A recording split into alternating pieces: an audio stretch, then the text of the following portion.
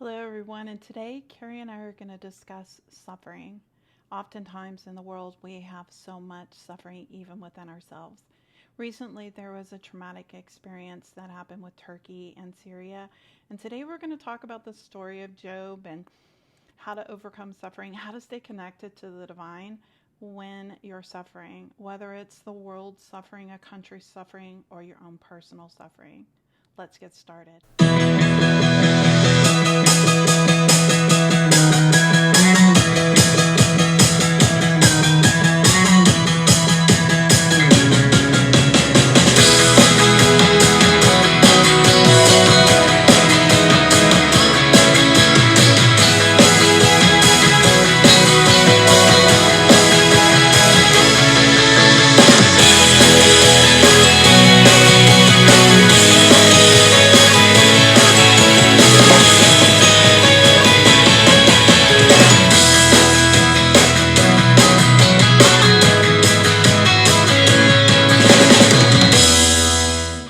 Hi, everyone. This is Carrie and Michelle. Today's episode, we are going to talk about suffering and how to stay connected to the divine even when we are in the middle of great suffering.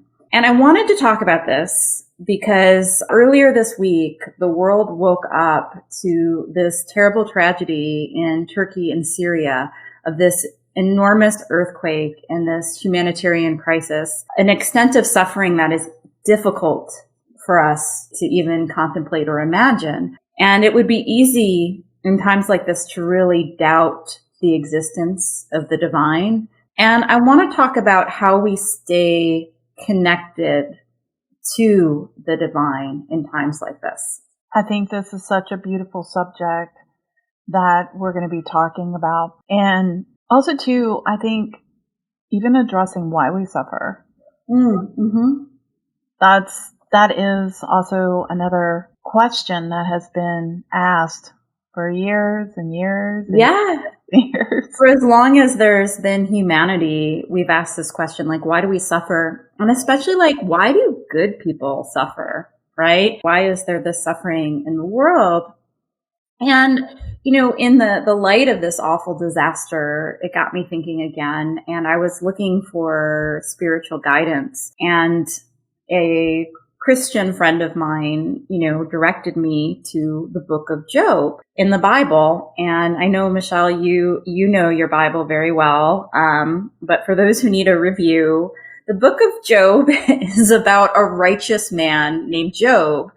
And he's living his best life for a while. And then Satan comes and talks to God and says the only reason why Job is so righteous and worships you is because you give him all this stuff, right? You've made him prosperous.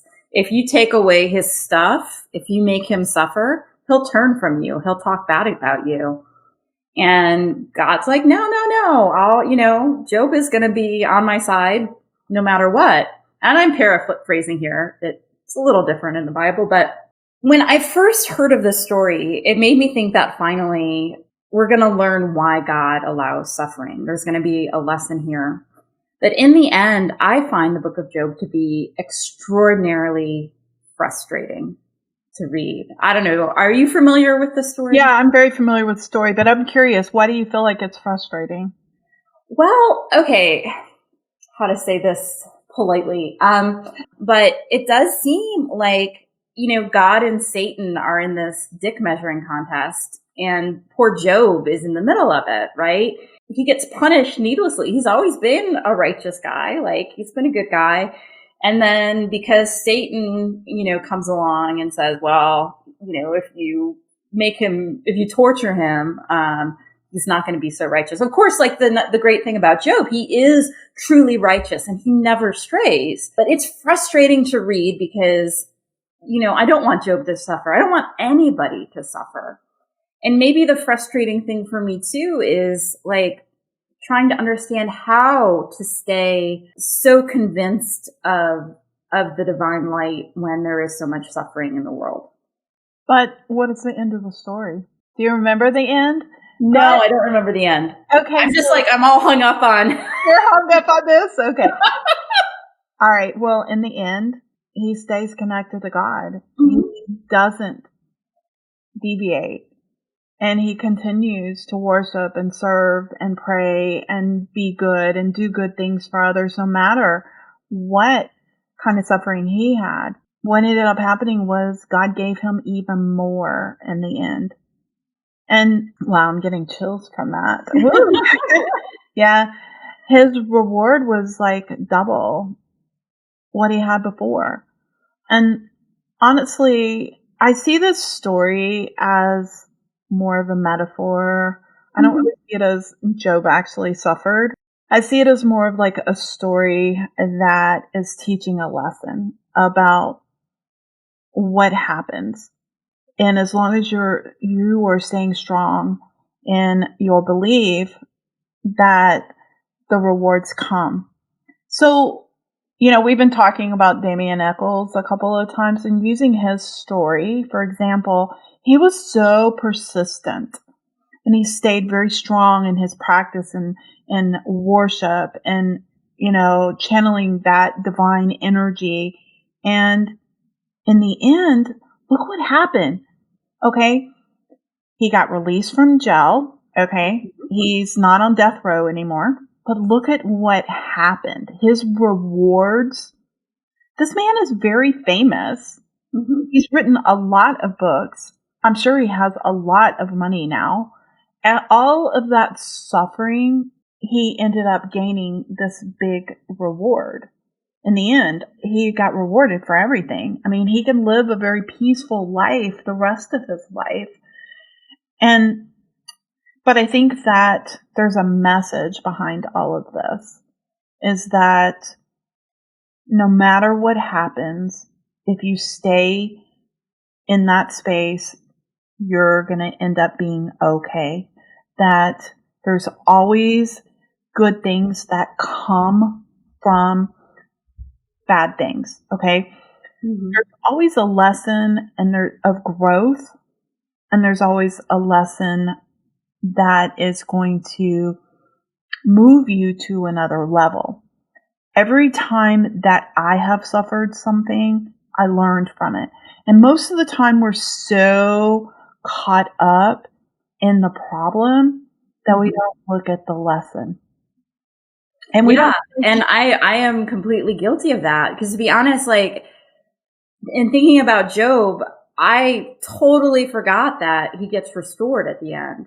Like, all I could focus on in thinking about this story was his suffering, right? Mm-hmm. Like, it was just, that was the only thing that came to me. And I was even like kind of feeling like a little angry, like a little bit like, why are all these bad things happening? And that sense of powerlessness, and without thinking about the end.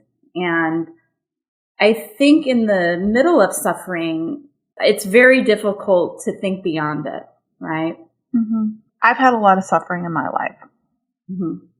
And I feel like through all of that, if I was to reflect on all of it and say, would you change that? I would say no. In fact, one time I was meditating and I thought, you know what? I'm going to do this whole going back in time exercise. And I brought my guardian angel with me, and he says, okay, let's go look at some of this stuff. And I looked at this pain that I was going through, and then he said, but that pain brought you here, and this is what you learned from it. And I said, okay, well then I don't want to change that. And then he brought me to another one, and I looked at that and I said, well, that brought me this. I don't want to change that either. Mm-hmm. And as I went through all the different things that I have suffered in, I ended up reflecting in a space of being grateful, because all of that brought me something more amazing. And as you know, I went through a really hard time about a year and a half ago or so. I had somebody really hurt me. You were betrayed. If it's okay for me to say that you were, you were betrayed, and that's right. Betrayers That the last circle of hell is reserved for people who betray others. It was basically an ultimatum that I was given that if I didn't get on board and do something that I thought was morally unethical, that they were going to cut me off. And this person was providing me a lot of like referrals and a lot of financial benefit. And I had to decide whether or not it was worth it. And so ultimately I see that as a test. I had to choose between success, financial gain that had a cost, or take the chance of losing my business and taking the moral high ground. And I prayed about it a lot. But ultimately I said, you know what, Lord, if this is the direction you want me to go and this is where I need to be, then I'm sorry, but I would rather suffer financially than to take that road of literally pulling a piece of my soul. And I chose to go that direction, and there was a good solid 6 months of struggle. I depleted most of my savings. It was 6 months of struggle and a good year of pain financially. And I got to a point where I had completely depleted all of my savings, and I was like, okay, I got to make a decision where I'm going to go from here. But let me tell you what ended up happening from this is I developed so much strength and inner power within myself in knowing I don't have to depend on somebody. I am much stronger than that. I don't need somebody to send me referrals. I can do this on my own. I am strong enough. I'm smart enough. I can do this. And I did. And I'm going to tell you, the latter part of that year, just in a few months, I made up for what I didn't make, 8 or 9 months. And I was mind blown by how fast it came when I finally just completely submitted. I mean, I was sitting scared for a while. And then I literally submitted and just trusted, and boom, it all came back. I wasn't gonna give in. I mean, there was a point in which I said, I'm gonna have to go get a real job. Who knows? I'm going to have to go figure out, work at McDonald's or something. I don't know, go get a small apartment or whatever. I was really scared. But then I said, you know what? I've lived in that space before, and I can do it again if I have to, because I am not giving up a part of my soul just to have a financial gain. And but then I also stepped into another space after that where I said, I can do this. I can make this happen. I can use all the magic that I know, and I can use all the faith that I have and all the power that I've accumulated, and I can make this happen. And I did. And it is way better than it ever was before. And so there's a lesson in this, I see, when it comes to that kind of suffering. Now, let's talk about that kind of suffering that you talked about in the beginning of the episode, where people, are hurt through tragedy, like earthquakes, incomprehensible, act of God, essentially, right? Just kind of going along with this whole thing. Why do you think those things happen? Well, this is my whole struggle. Just the unfairness of it is hard for me to wrap my mind around. When bad things happen to me, and, we've talked privately about our, some traumas that we've experienced growing up. And I, like you, have come to see those experiences with gratitude, because I wouldn't be who I am today or where I am today without having had those experiences. And so it seems like it's like I'm able to wrap my mind around my own personal suffering What's harder for me to wrap my mind around is like the sort of grand scale suffering of others, or even taking away like the idea of this earthquake. Like when you see somebody you love get sick, right? And, suffer. It is hard to accept. Like it seems really unfair. And I'm not sure how to transfer the feelings I have for being able to accept my own suffering to accepting other people's suffering. I feel like in my own place, it's like, okay, I can understand there's a lesson for me, but I don't want others to suffer, right? And I don't know, Michelle. I have no answers. I am unwise in this area. I don't want other people to suffer either. Nobody does, right? But let's just look at this from a spiritual perspective. Let's just wipe away our own personal feelings from this completely, and let's just look at the reality of the spiritual energy around it and the ultimate conclusion, okay? These physical bodies are not who we are. No. Okay? It's just a shell that we're inhabiting while we are here to learn something. It's just a shell. Mm-hmm. So if we come into this world to learn something, perhaps that particular thing that we needed to learn was to feel what it feels like to suffer. And let me just kind of preface this on something, okay? So I read this beautiful story about Buddha. Mm-hmm. It was really probably one of the most profound books that I ever read. Mm-hmm.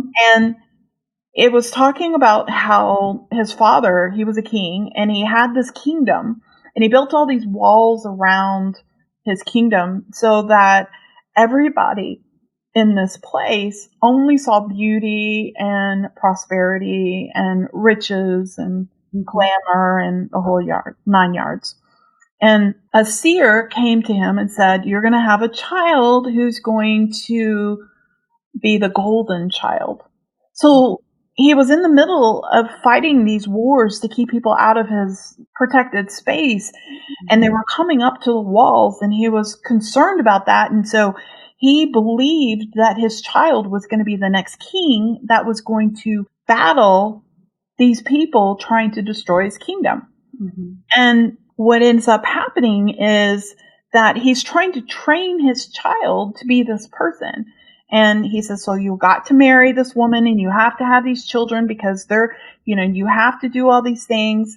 And eventually what ends up happening is after he married and he has a couple of kids, he ends up seeing this door that was open, and he sees these people right outside the door that were starving and old, and he had never seen an old person before. Mm-hmm. And so he's like, who is that? And who are those people outside? And why are they suffering? And these guards say, you're not supposed to see this. You need to get away. And so he moves him away from it. In the night, he sneaks out to go see what's going on. Mm-hmm. And when he does, he sees these people suffering. And he's like, what is suffering? I don't know what suffering is. Mm-hmm. I've never felt this. Why are these people like, why is this happening? And so he travels. He just leaves everything, and he starts traveling the world. And he's trying to figure it all out. And he's like, this person's suffering, and this person's suffering, and I just don't understand. What is this about? And so one day he decides that he's going to suffer himself just to see why they're doing it. Why is this happening? So he starves himself to death, to the point where he's almost dying, and a guy comes along and he tries to help him, and he's literally like frail and dying and all this other stuff. So he goes and he feeds him and gives him water, and he asks him, why were you doing this, man? And he goes, because I wanted to feel what suffering was about.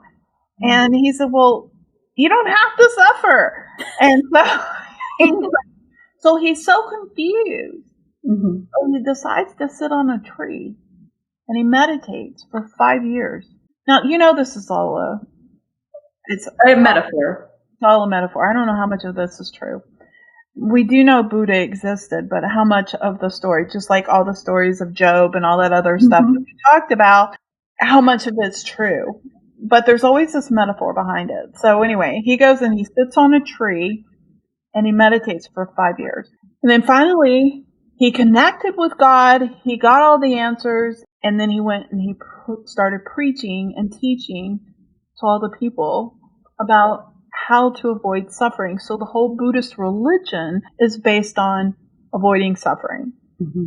And when we're looking at that, and we're looking at this from a spiritual perspective, kind of, narrowing back to what I was telling you, is that the only way that we can understand something and we can grow from it is to experience it. So we always choose what our lessons are going to be and who we're going to be born into and how that life is going to sort of be planned out prior to our birth. This was something our soul decided to do. All those people that are there, they were part of a collective amount of people who needed to experience this thing to grow spiritually. They chose this. Mm. And I know that's a hard one to swallow. It's like, who would choose that? Yeah.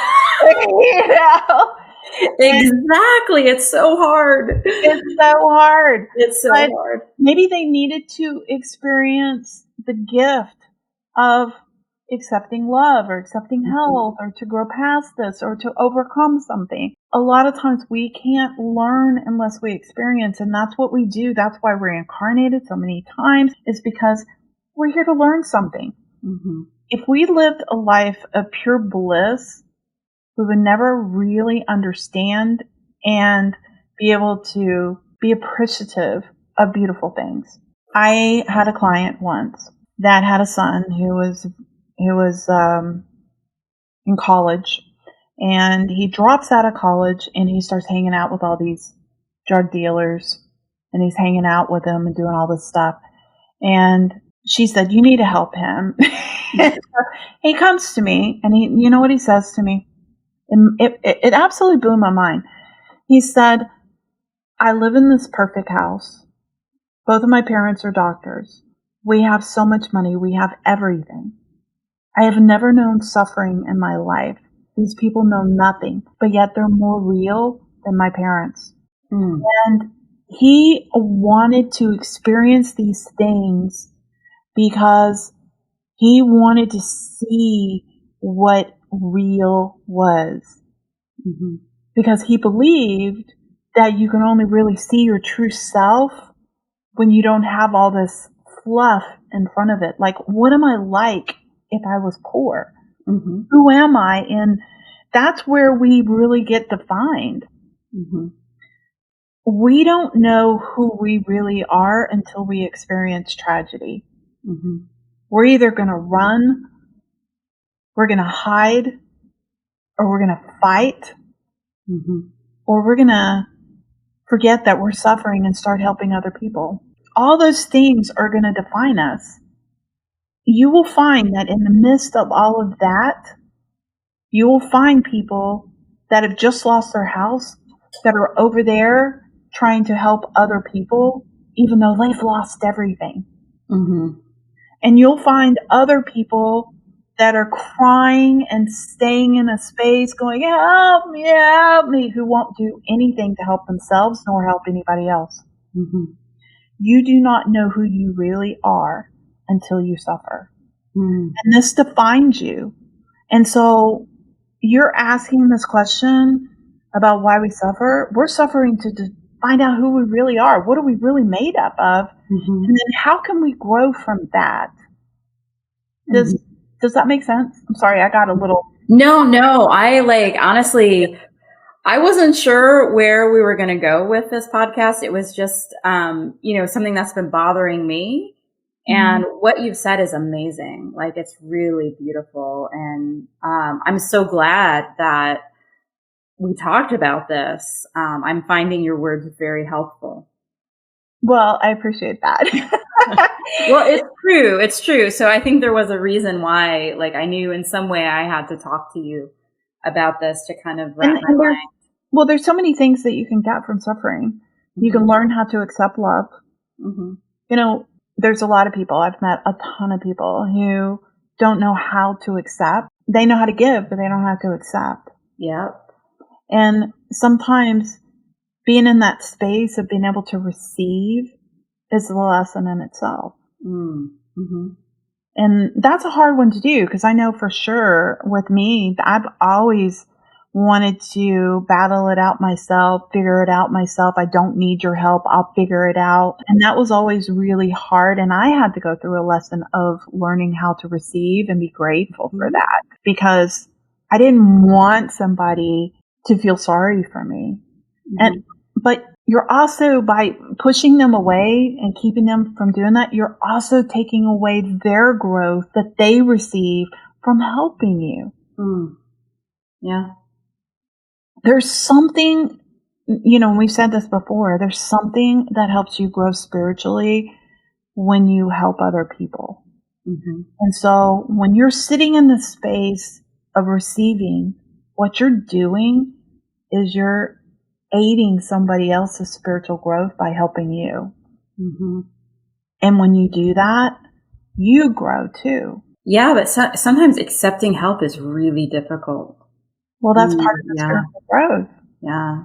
You have to be able to receive, and you have to be able to give. You have to be able to do both. And this kind of comes back to, like we were talking about our proctors, utilizing that help and stepping into that space and receiving that blessing that they're teaching us and helping us through. It was so hard for me to receive for a long time, but now I'm all about it. I'm like, I feel like I'm still learning. I rarely reach out. Like, it's only when I quote unquote have to, because I always feel guilty accepting help. And I know it's like a lesson for me to learn in this lifetime is I've never been good. Well, do you feel like there's some shame? And shame and just like, I don't want to bother them. There are other people who need help more than me, or there's, they're busy and, they probably got other stuff to do. They don't want to be messing around with me. I'll manage. Like you were saying earlier, like that feeling of like, oh, I can do it by myself. I can manage. Like, I do find it hard, and it's something I want to change about myself. But there's an underlining feeling, and I'm just curious if you have even tried to identify with that. And to me, it's shame. And this is the reason why I didn't want anyone to help me before, because I was ashamed to put that energy out there so somebody would see me from that angle. I was fearful that they would look at me and see something dark in me that I didn't want them to see. Yeah, it's hard. It's difficult, right? And so that means that if somebody has to help you, that means that you're not good enough. Yes. I think you nailed it. I know for myself, like one thing that's hard, especially like in the context of asking for help from a proctor, like I always feel like, oh, I'm supposed to know it already. And if I say that I don't know it, they're going to think I'm stupid and shouldn't be around. Like, they'll demote me. Like, oh yeah, we're sending her back to level 1. I'll tell you something that happened with me and the there's the imperatrix. That's it. Something like that, yeah. Imperatist. Okay, she's. I don't know. Whatever. She's the highest. Yeah. Anyway, every so often I'll have a meeting with her, and I remember not too long ago I had just gotten into the Orisas, and I was liking the energy, that air energy, and I was feeling really good. And I was like, oh, this is so good. You had a lot of projects going on. I'm feeling great. I'm getting this done, and I'm getting this done, and I'm feeling really creative, and I'm loving this air energy, and I'm on top of the world. And she's like, okay, and it was like she was holding her breath and not saying anything, and I could feel it, I could feel that she was like either thinking, okay, you're going to be hit by a storm, or that she was saying, you're not looking deep enough yet, or I was putting on a show and I wasn't being true to myself. So it was like, so I sat there And I thought about that, and I really thought about it because it was the, okay, that, like, well, that's good, like, it's fixing to come. Anyway, when she did that, I sat there and I was like, what am I not seeing? What am I not seeing? What am I not seeing? And I'm like looking inside of myself saying this while I'm on the phone with her. And I said, okay, well, I had this situation a while back and I would like to work on this never happening to me again. And then she started like, okay, affirming that I'm looking at an issue that I need to work on instead of going, I'm great, and it was like suddenly she was proud of me. She was proud that I was admitting there's a problem. And I said, look, I don't want it to take 6 months the next time. And she said, here's what you do. You get ahead of it. You look at what you learned. And then when it shows up again, because it will, you get ahead of it. And it has. It's actually shown up a few times, but it's sort of like I just sort of slid over it to learn from it. It's that thing of judgment that just keeps on like wanting to rear its ugly head in front of me, and now I'm just sort of like, okay, I think I got a handle on this. You start to see that wave coming and you just turn your boat a different direction, and you use all your tools to be able to overcome that. And I can say that I didn't want her to see me from that light. I didn't want her to see my darkness. Yeah. I only wanted her to say, Michelle, you're so wonderful. La, la, la. I'm so proud of you. But she was more proud. Yeah. When I uncovered that darkness, that shadow, and said, okay, here's a problem. And our proctors are there for us for that reason. They're there. That's what your teachers are there. That's what your guides are there for. Those people that you're working with, your life coaches and your spiritual teachers and your therapist or whatever you have, your preachers, priests, all the things. They're there to help you grow from all that stuff, to move and learn how to ride those waves differently and overcome those obstacles. So I think there's a lot that we've kind of uncovered from this. There's a lot of spiritual growth that comes from this, but, kind of coming back to you and kind of looking at it, sometimes we don't want to accept that help because there's a sense of shame. I know with me, it's like, I don't want you to look at me that way. Well, too, I know you, like, you've got this major Leo energy of I will, like, in the years I've known you, it's always like, you're going to do it. You're going to do it. I will. And I think that also makes it harder for you to, reach out for help, which is why I appreciate you telling me that you've learned how to reach out for help, because it's not something I'm good at either. No, it wasn't something I was good at all. I mean, in fact, it was a bit of a struggle. I mean, it was like so embarrassing the first time that I did it, because I feel like that people should be looking up to me, not looking down at me. Yeah, I'm always afraid of looking stupid. Like, that's like one of my biggest fears is, because of, what I do for a living, people think I'm smart, and I'm really not. I'm, most of the time I feel like an idiot. And so it's like it's like this is like kind of, I think one of my life lessons is to not care so much, or not be worried about it, that people are always going to think I'm stupid. I do not think that there is anything about you that is not smart. Oh, I can be a complete, dumbass. So okay. So I want to like get some clarity on that. Do you think that it's more ditzy, or do you think it's stupidity?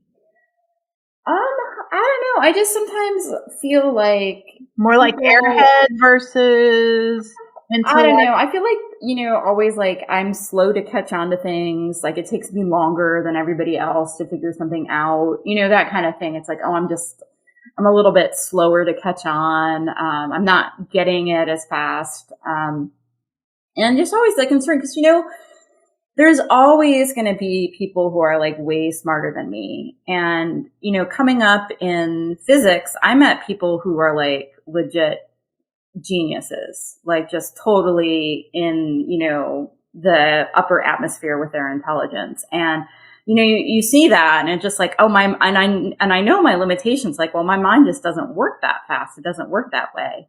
And trying to tell myself, well, I've got, talents and abilities in other places, perhaps, but there's always a sense of like, oh, imposter syndrome. I shouldn't be where I am. Like, I'm really not that smart kind of thing. It's, typical. You know what, to me, you know what this sounds like to me? It sounds to me like you're in a conundrum.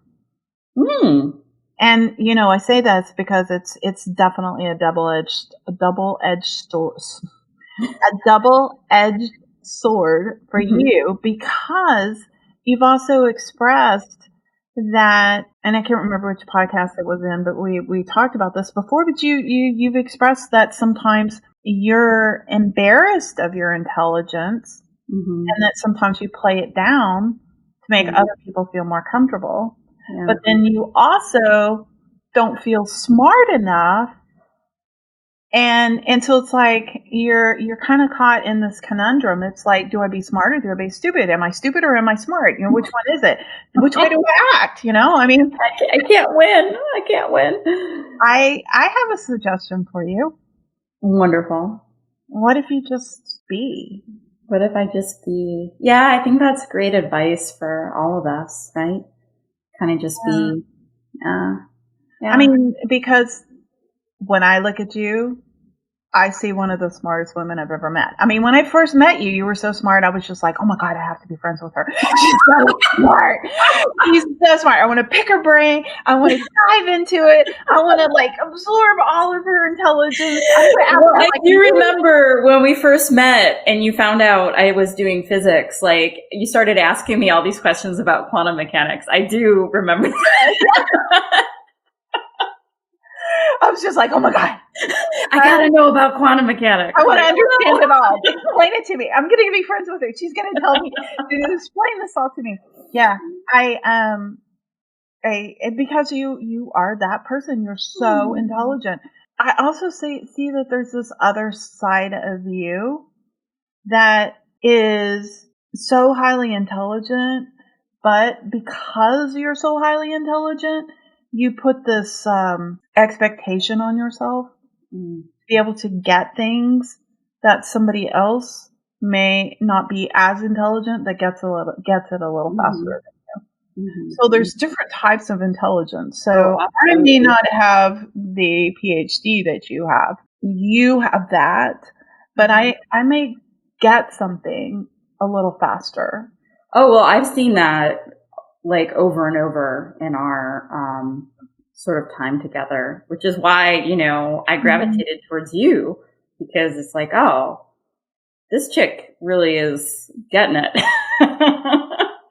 You and I got it. We're the perfect mold. We're like the puzzle piece that fits together perfectly. Absolutely. Yeah. But I mean, if you think about it, I could feel very intimidated by you. And I could be very intimidated by you. Right, exactly. And if you think of it as, it's not my job to hold your space.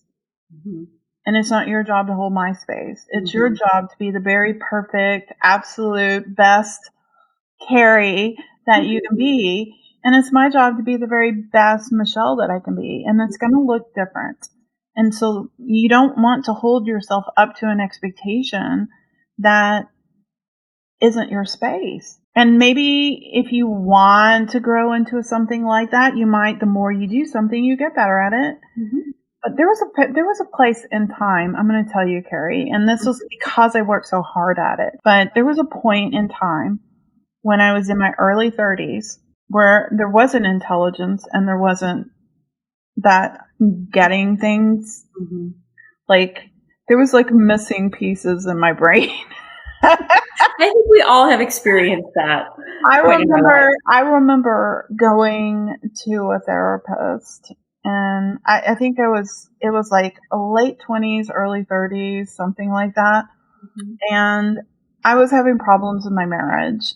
And when I went to him, he asked me what I wanted help with, and I said, I want you to help me get strength to be able to leave my husband. Mm-hmm. And so he starts peeling the onion back, and as he does, he starts discovering things about me, that this wounded child, this pain that I'm suffering, and this trauma that I'd gone through. And as he's doing this, he's opening up this can of worms, right? And he starts giving me suggestions on how to manage some of these things in my life. And when he would say these things, I felt like he was talking in French. I would bring in a notepad and a pen, and I would say it again, and I'd write it down because I didn't understand. And I would sit there and I'd say it, and I'd read it, and I'd say it again, and I'd go, what does this mean? Because I didn't know how to wrap my head around that. Mm-hmm. It didn't make sense to me. And now it seems so simple. Like, one of the things he said to me was to ask for my needs to be met. Mm. And I couldn't even wrap my head around that. I didn't know what that meant. I didn't know what it looked like. I felt like he was talking French. It was like... Yeah, this total blank. Like, what is that? What does it look like? Yeah. And I made him give me examples because I had no clue. Yeah. And what I'm saying here is that there was a point where I was striving so hard, pushing so hard, and it was because of things like that made me want to be better. I had an employer that thought I was absolutely the stupidest person that existed on earth. And he was trying so hard to either make me quit or to find reasons to fire me because he thought I was stupid. And I wanted to prove to him that I was better. Mm-hmm. And I strived to work so hard to become smarter, to think faster, to figure things out. I read more books than you can imagine on self-worth, on mindset, on spiritual growth, on all the self-help books that you can imagine that were available in that time frame in the 90s. And I picked them up, and I remember my ex-husband saying that he can't even imagine that I even have that much space in my brain to be able to absorb that much information. What? Yeah, like he just couldn't, he didn't mean it as an insult. He just, how do you make space for all that? Mm-hmm. Because I was constantly reading books, and I would buy like 6 or 7 books at a time. And then I would read them all, and then I'd take this huge box to half the price of bookstore. Mm-hmm. Trade it in for money, and I'd take that money and I'd go buy some more books. More books! Because I didn't have the space to be able to keep all those books. And so there was so much that I was trying to overcome. Dyslexia is an issue that I have, and I was trying to overcome that.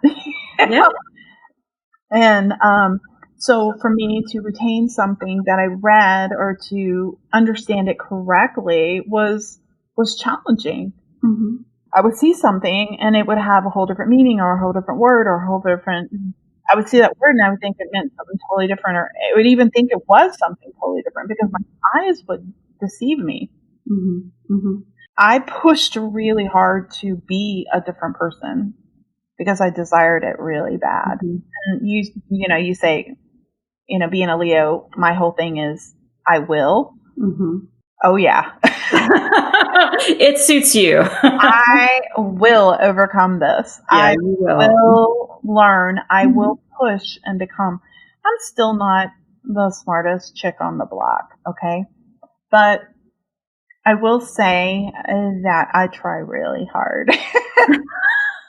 Well, I see in you always, no matter what it is we're talking about, is like this desire to learn and know more about it, no matter what. Even if it, like with magic, like absolutely, like you're always the one asking the questions. But even anything else we talk about, like you're always, again, asking questions, be like, okay, what was the name of that book? Or what was the name of that author? Tell me again. And so I totally see that in you. Yeah, absolutely. Well, I mean, I even like with the Damien Eccles books, I bought like 3 of them, and that was just like the other day.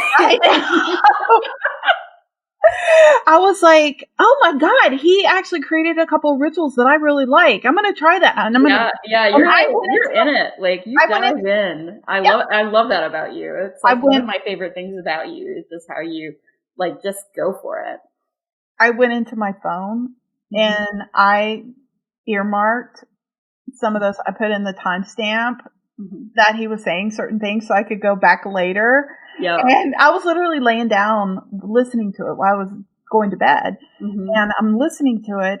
And I like sat up in the bed, turned the light back on in my phone because I was like, I have to go back to this. You know, because there was, he did this healing energy exercise for somebody that I thought was really cool. He took this light, he consumed a light, and he brought it up within him and into his hand, and then he put like a cross on somebody's forehead and then on the hands and on the feet, and he said this really nice, like, you know, prayer, sort of like incantation sort of thing, where he's like, and your eyes will be open to see your own personal truth, and your feet will walk in the direction of your purpose, and, you know, something like this. And he came up with this himself. And I thought, wow, you know, he's using the tools to come up with something that's really beautiful, that's going to heal somebody. And I'm like, I love that. I want to use it. Yeah. I definitely get really excited about that kind of stuff. You know, like for me, that's where I grow in that direction of doing. Some people grow in the direction of attaining, like more information. I'm more like, give me something I can use and let me apply. Yeah, you're definitely hands-on. I'm very practical when it comes to that. It's like, give me something that I can use and then I'm going to apply it, as opposed to learning something. I'm very, very interested in a lot of like quantum mechanics, but the only reason I'm interested in it is because I want to figure out how I can apply it. Yeah.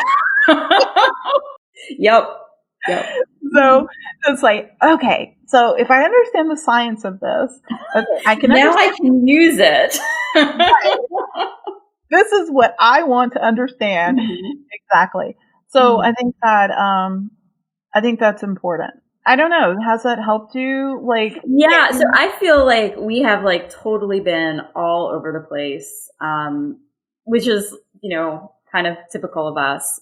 But I feel like this happens even when we just have like Carrie and Michelle phone call time. It's like all over, and I love it.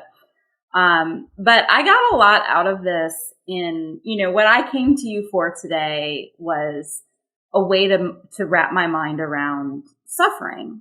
And you've given me that.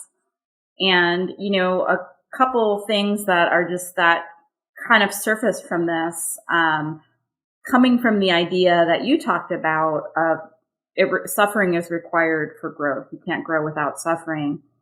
But also the idea that, you know, the suffering of others is not about me, right? It is, you know, beautiful to have empathy and caring for others, but it's not all about me. And sort of what I can do with the suffering of the world. Well, I can pray for people. I can donate money. I can donate time to help people. And I can, you know, dedicate my own suffering for helping others. And so that's kind of where I'm emerging from this, maybe feeling a little less frustrated by Job and God and Satan at the end of the day. I was really angry. You know, this is why I love you so much. You're so real. You're so raw. You're so amazing. You're just so beautiful. It's like, oh my God, I love it. I love those raw emotions that you have. It's so real. And, you know, I get it. I mean, it's an age-old question. People have said for so long, if there really is a God, then why does he allow people to suffer? He's not allowing it. We're choosing it. And we're choosing it so that we can grow. And we come into the world with a veil of forgetting. And because if we remembered who we were, then we would have all the power we needed just to move through it. And we're here to learn. And when you see somebody suffer, it's an opportunity for you to give, to help, to heal. And you grow from that. And when that person suffers, when I suffer, when you suffer, when the world suffers, it's an opportunity for us to learn how to receive and to be grateful from that space that we received from. So suffering is a space of learning to give and give up of something and helping others. And it's also a space of receiving and experiencing the state of being grateful. So with that, I think that we can end that in the podcast with just understanding that that's the meaning of it. And if we can sit in that space, then we can grow. So you want to close us off? Okay.